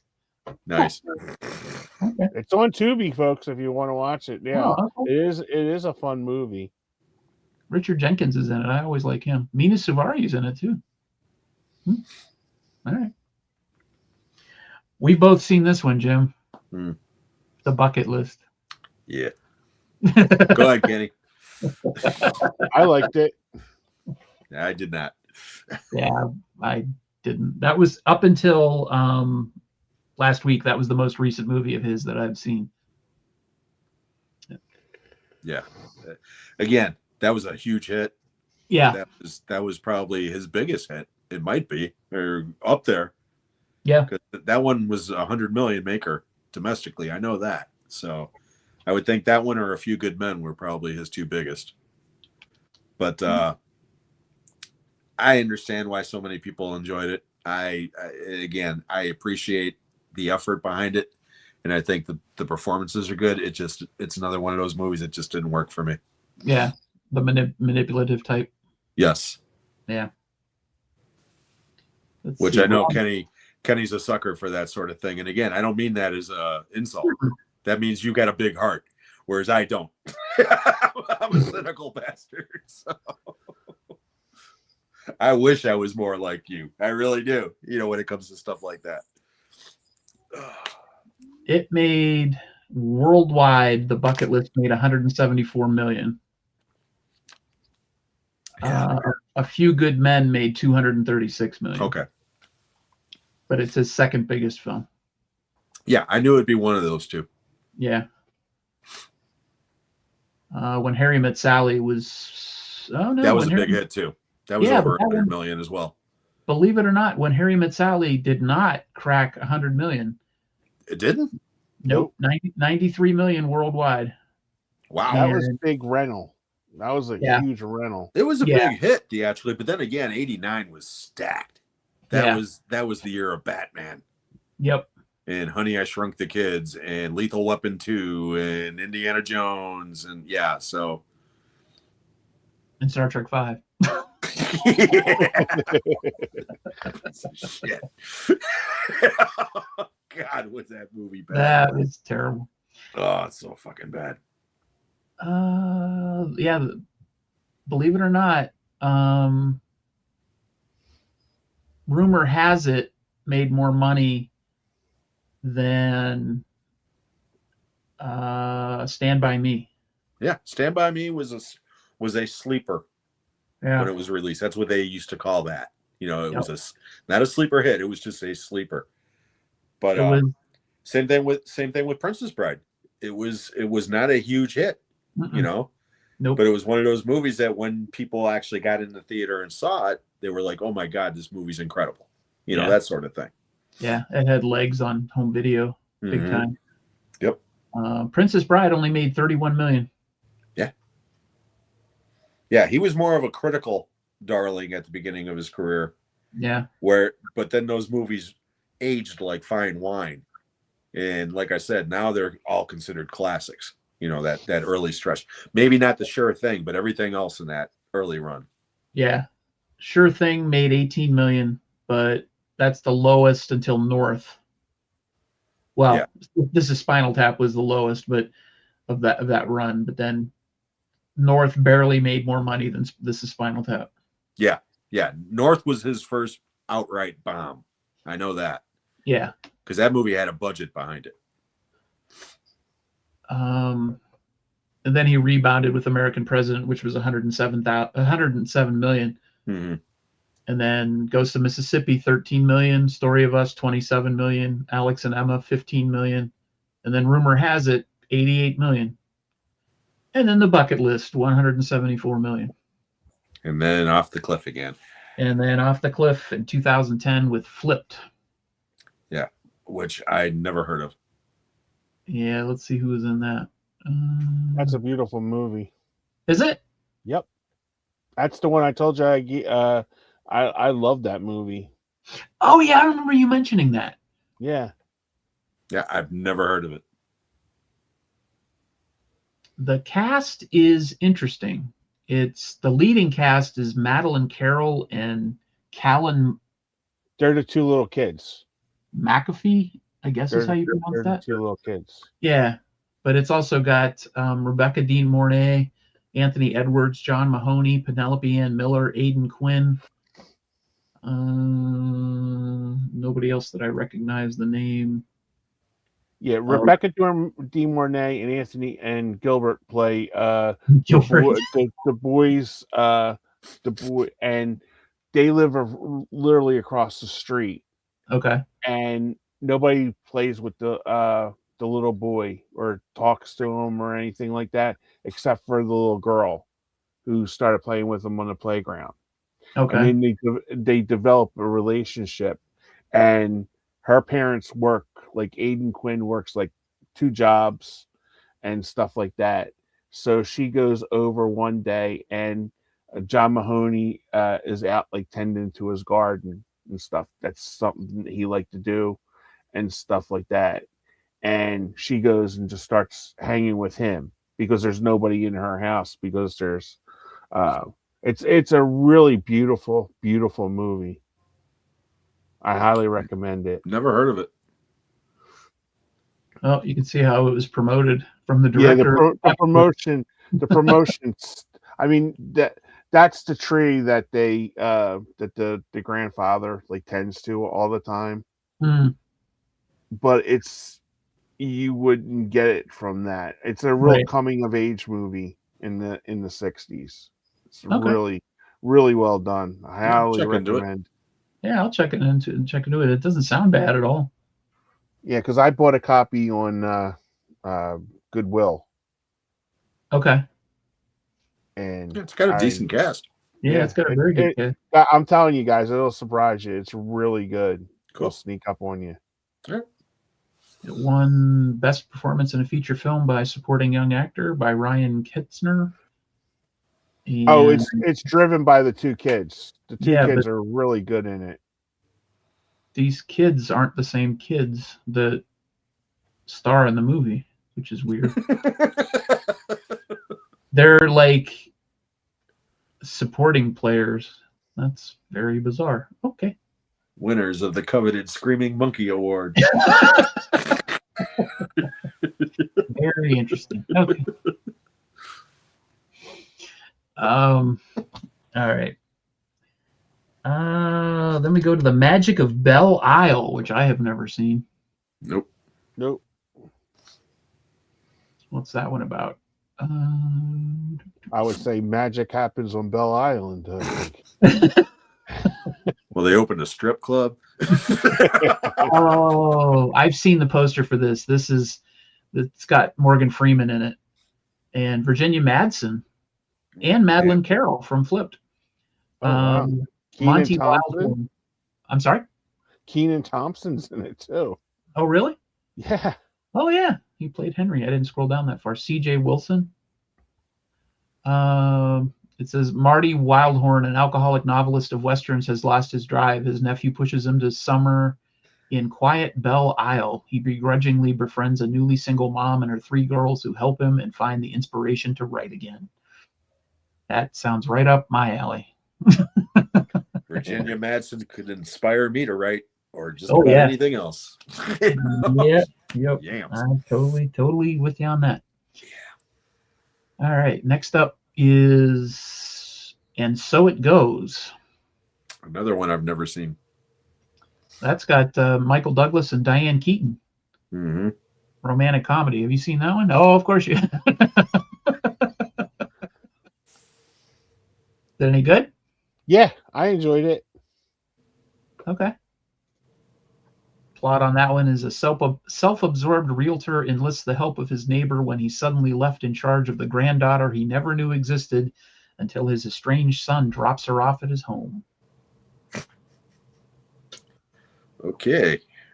And the top of the poster says, from the director of The Bucket List and When Harry Met Sally.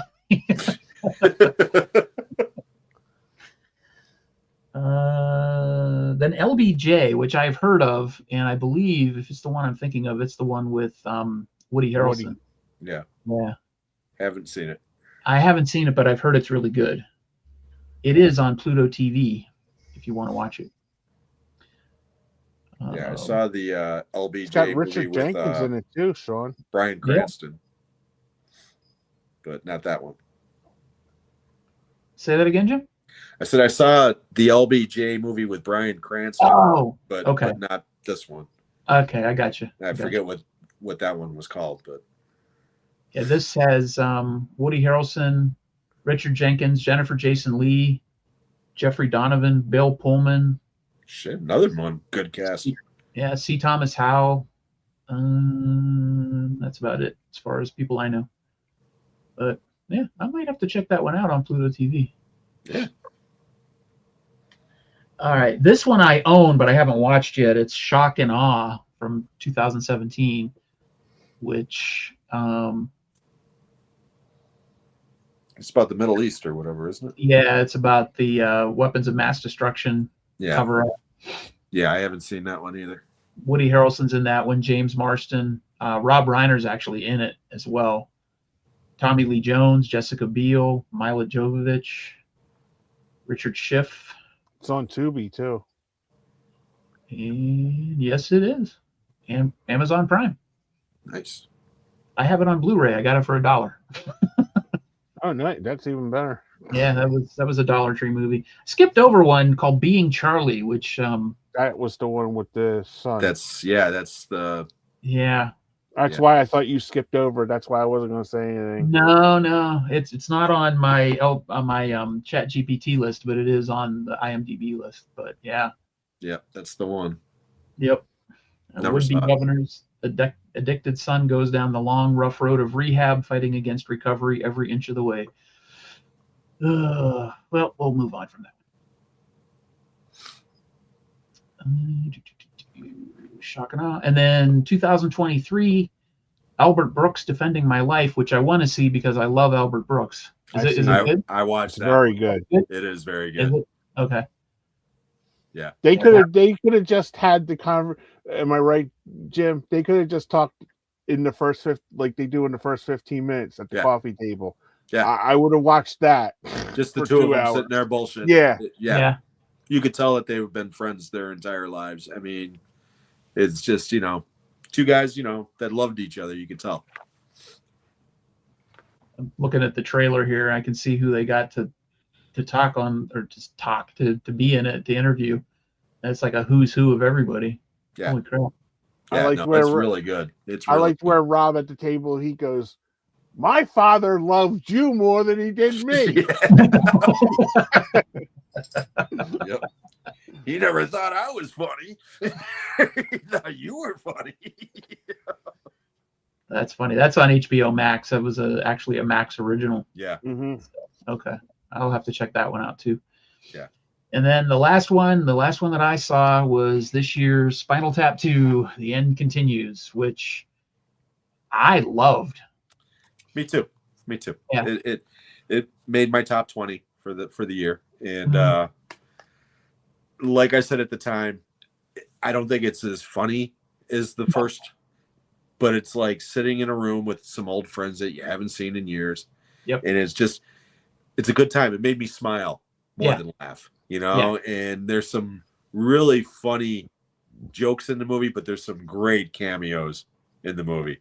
When they're auditioning the drummers, I thought that was great. But the one little blink and you'll miss it cameo of Garth Brooks and Trisha Yearwood singing Big Bottom. Yes. I thought was fucking hilarious. That was fantastic. Yeah. And he's got a movie coming out this year, which is also Spinal Tap related. It's Spinal Tap at Stonehenge, the final finale. Yeah, it's supposed to be like a concert film. Yeah. But as of right now, it's been like postponed indefinitely. I could imagine it may or may not come out. So. Yeah. It says, in light of Reiner's death, plans to release the film are on hold for now. Sources said until the best path forward is decided with those closest to Rob and his family. So right. So I'd be interested to see it. Yeah, I would too. Absolutely. And by the look of it, it's got some interesting performers other than Spinal Tap. Josh Groban, Eric Clapton, nice, and Shania Twain. Nice. Ooh. So. Yeah, that was the other thing I forgot about. The Paul McCartney deal. Yeah. Yeah. Where he's like, I don't think that part works. Well, I don't think you know how to write a song. That shit was funny. Yeah. I didn't think, when I first saw the trailer, when I first heard they were going to make one, I was like, oh, geez. And then when I saw the trailer, I was so disappointed by what they showed that I'm like, oh, this is going to suck. This is going to be really bad. And then I watched it and I was like, this is so much better than I was led to believe that it was going to be.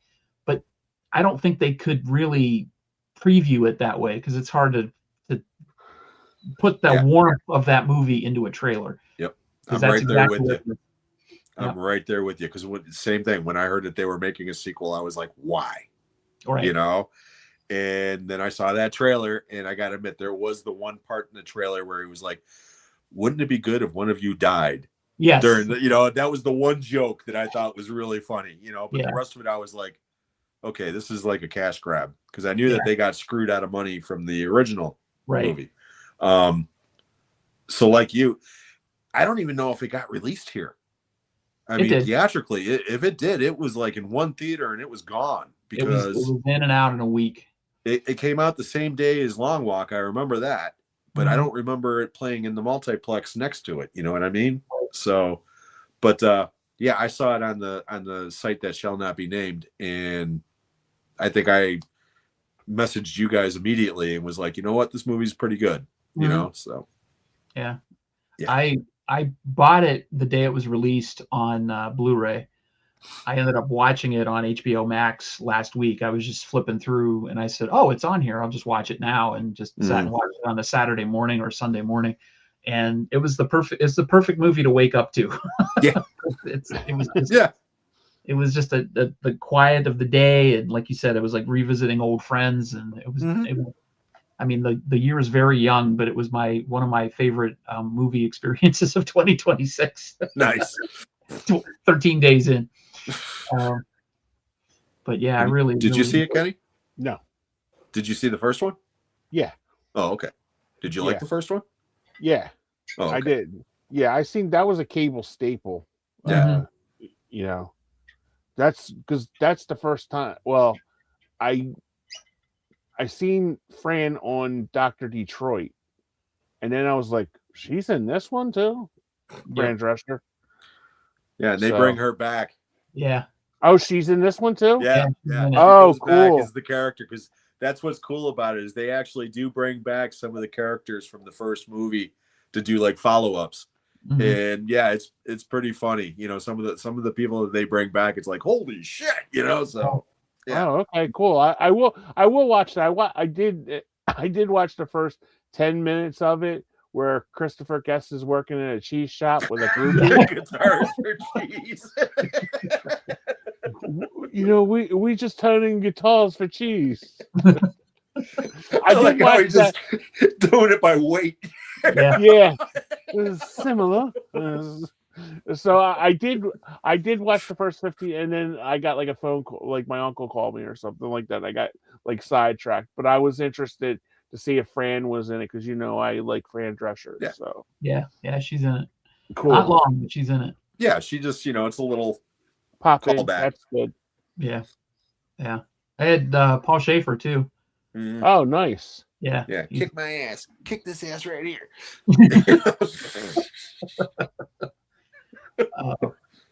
Yeah, I liked the girl that they brought in to be the daughter of the original road manager. Yeah, I thought she was good. Yeah, I liked her more than the other guy. You know, because it's like the two. Because again, that guy, that scene that they show in the trailer is probably his best spot in the entire movie, and the rest of it was just like, okay, this guy's annoying. You know. Yeah. I was just gonna say he was the most annoying thing about the movie, and he didn't ruin it by any stretch of the imagination, but he was just the one thing I would take out if I would take anything out of it. Right.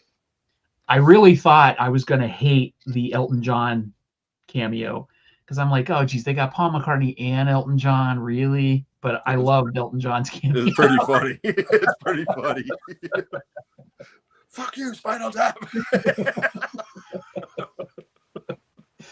Oh, that was a good movie. So, I mean, not that he needed to redeem himself or anything, but I think he went out on a high note with that movie. Yeah, again, that could have gone spectacularly wrong, you know, because again, when I heard about it, I was like, oh my God, this is not going to be good. And pleasantly surprised. Surprised. Yeah, I have to say I was as well. Hello. Getting your dog wants to get in on the action. Yeah, you can sort of see her. She's been visiting me constantly all night. So again, if you see me doing this, it's because I'm petting a dog or some other animal. He's got somebody in a bag like Audition.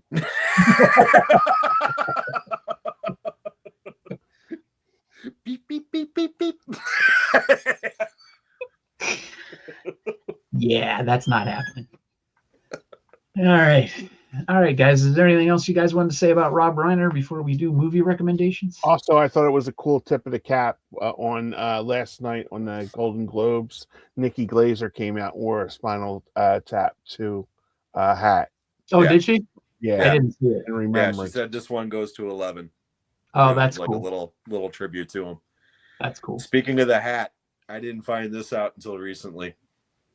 Mark Knopfler from Dire Straits did the music from Princess Bride. Yeah. His condition for doing it was that he wanted some sort of callback to Spinal Tap. So the hat is in the bedroom of the kid, hanging above his bed the whole time that Peter Falk's talking to him. And I've seen that movie 1,000 times and never noticed that until I read that little blurb. And then I went back and threw it on, and bigger than shit, it's right there. Wow. And it's like, wow, I never saw that before. Yep. It's never check noticed it out. That's cool. Yep. That is a cool piece of trivia. And then also, it was my recommendation last week, or the last show rather, but when he showed up in movies as an actor, he was always welcome. Like The Wolf of Wall Street was the one that I recommended because he's just brilliant in that movie. Yeah. But also the other one, we were talking about Ron Howard earlier, when he showed up in Ed TV as the executive of the TV chairman or whatever. Yeah. And he's refusing to let them take Matthew McConaughey off the air, and they've got people following everybody now and this and that. And Ellen DeGeneres calls in a tip, and it turns out that an executive has a penis pump. And the look on Rob Reiner's face is so good. So if you get a chance, check out that part, if not the entire movie of NTV. It's very funny. I've got to rewatch that because it's been forever since I've seen that. I haven't seen that since it came out. McConaughey even does an imitation where he's like, it's funny as hell, man. And another thing, he's behind Seinfeld too. Yeah. Seinfeld would not have existed without Rob Reiner. Yep. Wow. Yeah. Originally, that was released as a pilot called The Seinfeld Chronicles, and it did not do well. So they reshot the pilot, and because they even made reference to that in another episode of Seinfeld years later. But they redid it with a different cast, and he finagled a 6-episode commitment out of NBC originally. And then they had a regime change, and he was able to finagle another 6 episodes, and that's how it started. Wow. You know who the original Mr. Costanza was, don't you? I do, but I don't recall at the moment. Jack Carter. Yeah. Oh yeah. Yeah. That's cool. Yeah, Jeremy Piven was originally supposed to be George, I think. Yeah. Oh wow. It's like I can't imagine anybody other than Jason Alexander at this point, right. But again, originally Larry said he wasn't too. Larry David said about Jeremy Piven. First of all, he's too good looking, and second of all, he's not neurotic enough.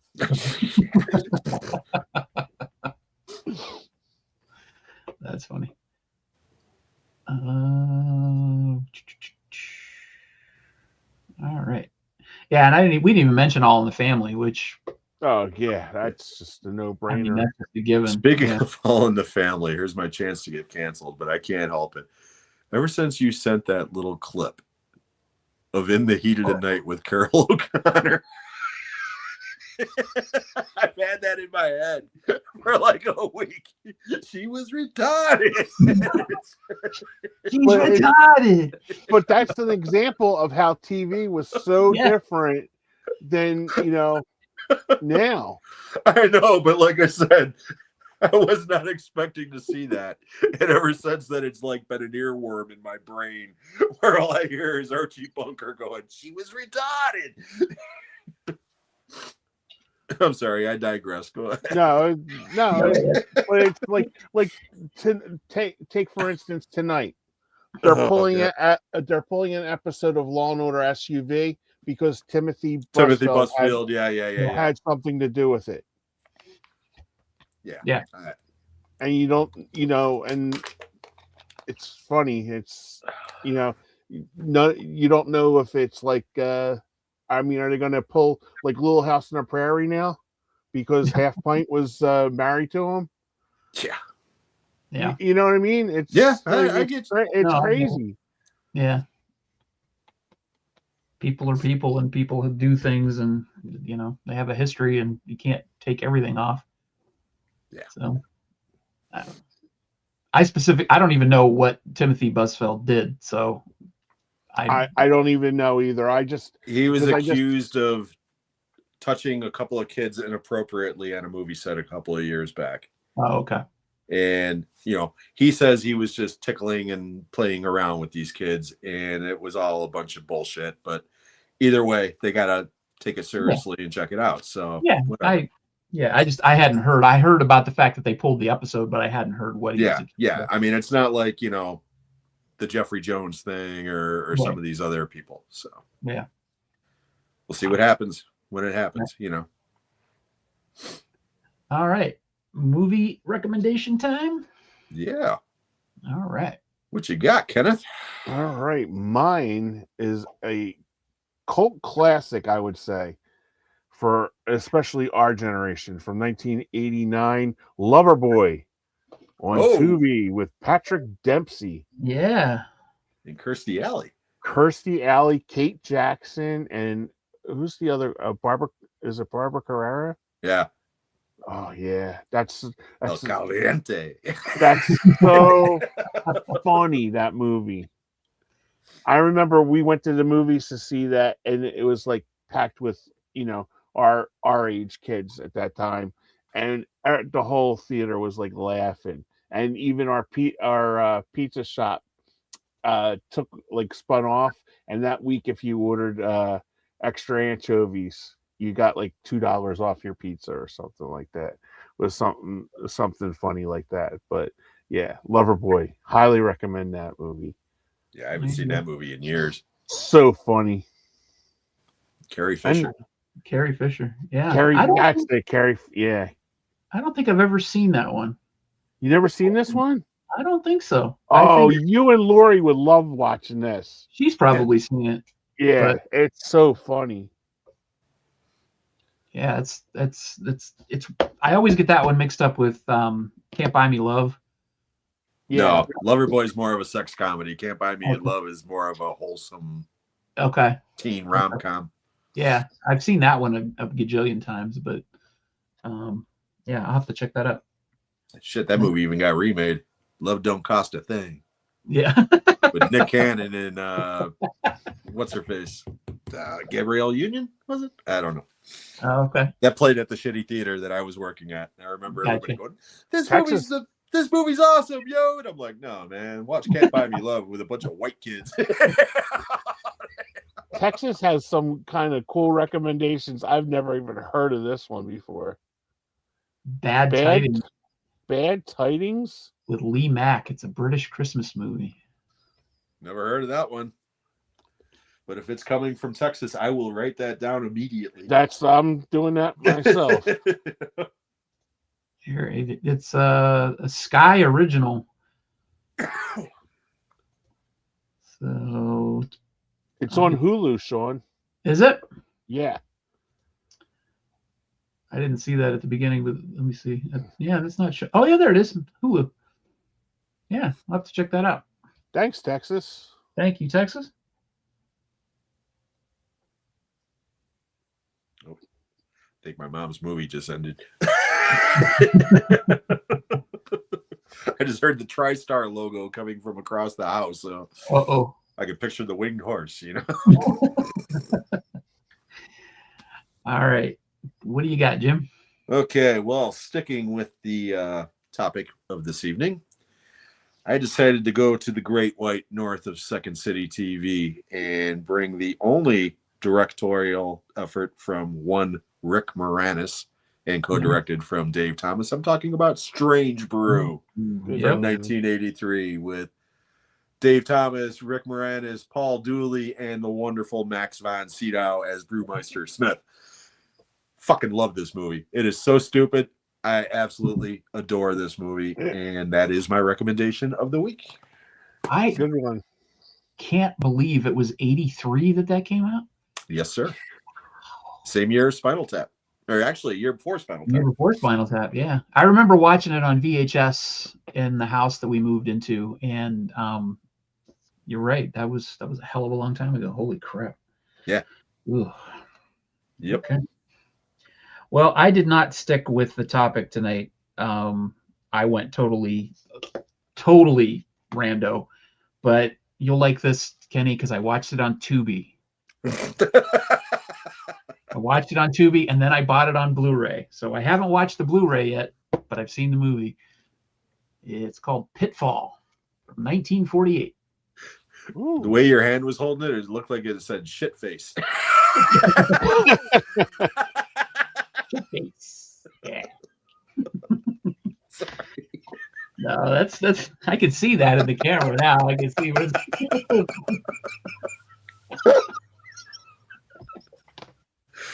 that would make a better recommendation, I think. Sorry. My movie for today is Shit Face. Shit face. That's It's funny. better than Cell. Well, no, it's not Shit Face. It's Pitfall. It's actually a really good old noir movie. How'd you come across that, Sean? You know, honestly, I don't know. I was searching through stuff on Tubi, and I saw Pitfall with Raymond Burr because he's in it. And I went, what the hell is this? So I just clicked on it. I started watching the first 5 minutes, and it hooked me because the script is what really got me. It's really funny and witty. This guy hates his job at an insurance company, and he's really bored with his wife and his kid. And he gives his kid $5 in the morning. He's like, don't spend it all on women. And I was like, this is 1948. That's kind of bizarre. That, you know, it just the way the script was. And I just thought, this is kind of interesting. So I watched it for like 10 minutes, and then I realized I didn't have time to watch the whole thing. So I stopped it, came back to it, watched it from the beginning, and then absolutely loved it. And I found the Blu-ray. It's from Kino Lorber. It's actually out of print. And I saw it going on eBay. It's going for like $100. Holy cow. Wow. But I found some schmuck who had it for $20. Nice. Wow. So Great job. I got it. So, but yeah, it's really funny. But it's good too. If you like noir movies, and I do. I do too. Yeah. Yeah, I'm not a big like expert on them or anything, and you know, I know some of the big ones, but I like the tone of it. And it's got Dick Powell, Elizabeth Scott, Raymond Burr, who's playing a villain, and he's probably, I guess he was known for playing villains a lot before he became Perry Mason. He is an asshole in this, and he's great. And Jane Wyatt from Lost Horizon is what she's credited on here, but I think she was on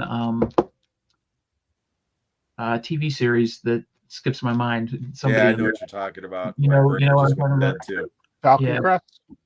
Yeah, she was on Falcon Crest. Falcon Crest. You're right. Yeah. I almost said Matt's Landing, but that was the other one. Yep. Different network. Joan Van Ark.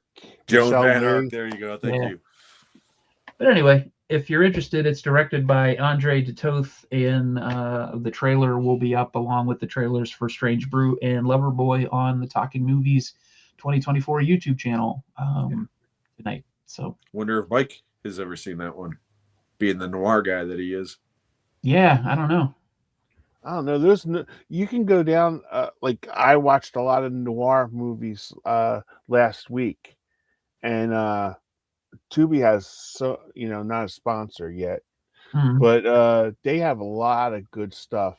Because I was talking to Ollie yesterday, Jim. He said that he VPNs Tubi America, so he can watch some of the movies. He said because they don't have that over there. Right. Yeah. They talking about Tubi, I just read, I think maybe I shared the article in the Instagram chat room, but Tubi is, if it hasn't, it's approaching profitability, which means good. It's doing well. Maybe they can afford to give you some money to be a sponsor, Kenny. Maybe. Maybe it's just not in the budget, sir. It's you know what? It's crazy because it's like I have like HBO Max, Paramount. I watch Tubi so much more than I watch the other ones because they have more interesting movies. I mean, Netflix. The only thing I watch is my wrestling on Netflix. Yeah, and it's just like the other ones. I just don't. and like you have like Landman for Paramount Plus and Tulsa King, but yeah, Nice. Yeah. that's great. I find Tubi so it has so much depth to what you can watch on there. Mhm. They have some of the, if not the biggest horror collection this side of Shudder going, and it's all like the old VHS type stuff Yeah. that you They won't might find they anywhere might else. have surpassed Shudder with that because Shudder like takes out a lot of stuff. Yeah, they do. Tubi doesn't seem like it, like it does like every third. I think what is it every 3 months or something? They Something like bring that. out like new stuff, but yeah, you can find like at Halloween time and stuff. There was Oh, a ton of spooky stuff in there. yeah. Yeah, I like I said, I was very surprised that I caught Pitfall on Tubi. But it grabbed me and I sat down and watched it, and it got me to buy the Blu-ray. So Nice. it goes to Tubi. Yeah, they have a lot of because I just watched one with Robert Mitchum, Mhm. and there's a ton of Robert Mitchum movies on there that I've Oh, never okay. even heard of. He was in a lot of movies. Yeah. Yeah, but I wasn't familiar, Scrooged, and then it's like, oh, okay. Like I had Yeah, go back. no, but I'm just saying I never heard like I've seen the face before, like on like movie boxes and stuff, but I never, got to sit down and watch them. And it's like, yeah, man, he commanded the screen, that's for sure. When he was Night on of the there. Hunter. If you've never seen that, put What's that one that? on your. Oh, Night of the Hunter with the love and hate. Yes. Yeah, I did see that one. Yeah, Yeah, because you he's guys were all phenomenal over in talking that. about that. And Yeah, he Cape was a Fear, real the bad original dude. Cape Fear, he's really good in too. Yeah, I mean, I wasn't totally ignorant to him, like, because I had seen, like, especially like working at Movies Unlimited, where they did like a lot of the, like the old actor, old age Hollywood and stuff like that. But I just didn't know, like, I know he did a couple submarine movies or like war movies like that. I couldn't tell you off my head what they were, but I remember seeing that. That's the thing that I miss about video stores, where you could go in and you could just tell by the box. Like when I brought up Brazil, I just remembered the face, on Brazil. So I think that's what's missing today, because even if you go on to Netflix or anything like else like that, they changed the screenshots. Oh yeah, on there. So they're not even a real movie screenshots either. And it's the same 50 fucking movies over and over and over that they put on the list. And then you go down to the next category and the same goddamn movies are on that list too. And it's like, yeah, dude, you've got 5,000 movies in your library. How come why do I have to search by title to actually find them? Yeah, that's why that's the thing that pisses me off. Whereas in a video store, like you said, you could walk around and look at everything on the shelf and go, okay, I want to see this, Yeah.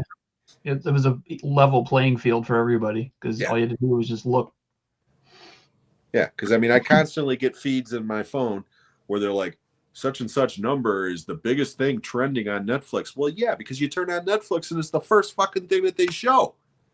Number one this week, show it, I mean, it's like, it never fails to amaze me. Not to mention that this thing listens to me constantly. Oh, yeah. Yeah. That's Swamp Water that Mr. Dan that Mike recommended. It's from 1941. It's a Western. Oh, yeah? Yeah. I have it to watch. I didn't get a chance to watch it today, but I did have it on my Tubi list. Awesome. And there's also like a ton of, like, you just put in film noir on YouTube TV, like on YouTube, like there's so many movies on there you can lose yourself. Yeah, absolutely. Hey Texas, not to interrupt, but hey Texas, if you're still in the chat, why don't you plug in your channel information for your show tonight? Yeah, because our good friend Texas, returning guest Texas all the time, is doing a rando bando live chat on his channel, I believe, tonight in about an hour's time, if I'm not mistaken. So with Juno, Junexus is back. Yes. So we like to support our fellow friends on the channels. So by all means, when you're done here tonight, people, go over to Juno's or Texas's channel and spend some time with them. Yep. Mm-hmm. And don't forget Mr. Dan's channel. Monday he does karate and martial arts Mondays, and then Friday he does pickups too. So don't forget Mr. Dan and our buddy Mike. Yep. And Larry, who was in Larry. Larry, who was in the chat earlier, was kind enough to invite me to be on his channel next week on his show, Conversations With. So go on Larry's channel at the Horcat Dad or my channel at Jim's Movie Channel, and you can get more information about that show as it gets closer to the time that it'll be on. But wanted to take this opportunity to say thank you, Larry, for the invite. Yeah, and thanks for everybody that's been out there supporting us, plugging us. So we just want to return the favor. So absolutely. Yeah, really appreciate it. It's one big happy thing. Tell them what we got coming up in 2 weeks. 2 weeks. 2 weeks. Never gets old. Yes, it does. On January 27th, right here, we are doing finally the films of John Candy. Kenny will speak. Yeah. I will be going. No. And we have a special guest, Lori, will be back. Yay. So yeah, so she'll be back. She's a big John Candy fan. I know, Kenny, you're a huge John Candy fan. I don't think anybody isn't a John Candy fan, but how could you not be a John Candy fan? Right. But looking forward to that one. It's already the link's already up on the channel. I'm trying to get as many people to see that one as possible, so I already have the link ready to go. We'll be plugging that tomorrow. Yep. Yeah. The artwork's already ready, so get ready to see. We'll be whoring that for the next 2 weeks. Yeah. 2 weeks.